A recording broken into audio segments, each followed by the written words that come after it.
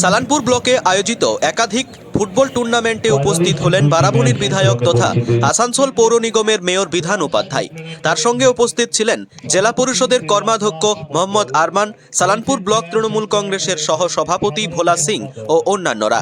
এদিন তিনি সর্বপ্রথম হিন্দুস্তান কেবলস ময়দানে উপস্থিত হন। সেখানে খেলোয়াড়দের সঙ্গে সাক্ষাৎ করে তাদের মনোবল বৃদ্ধি করেন।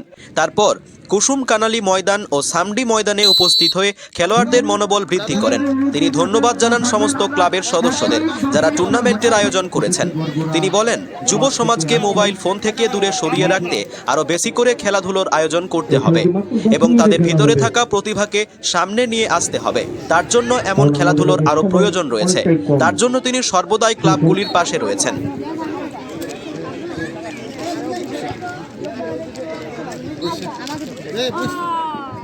দুর্দান্ত দল আমরা দেখেছি, সকলের মন কিন্তু জয় করেছে। একটাই কথা, যে দলই জিতুক না কেন, জয় হয়েছে কিন্তু আজ ফুটবলে, জয় হয়েছে জয় হিন্দ ক্লাবে সংগ্রাম।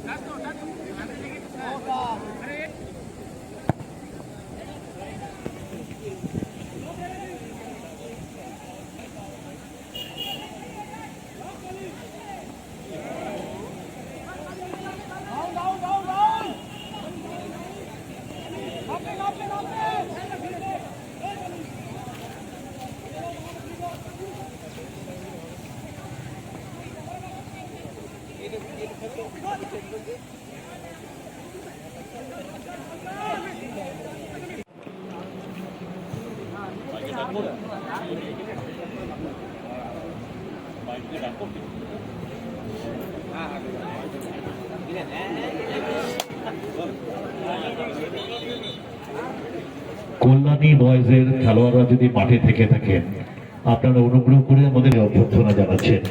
টুর্নামেন্ট কমিটির আয়োজন করেছে তার সভাপতি, সম্পাদক সহ সকলকে, পুরো টিমটাকে আমি ধন্যবাদ জানাচ্ছি এবং যারা গতকাল থেকে যে সমস্ত টিম খেলছে তাদের সকলকে অভিনন্দন রইল।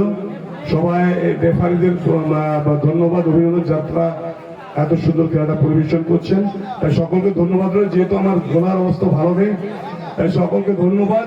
সবসময় সাথে আছি, পাশে আছি, ডাকলে সবসময় পাওয়া যাবে। ধন্যবাদ।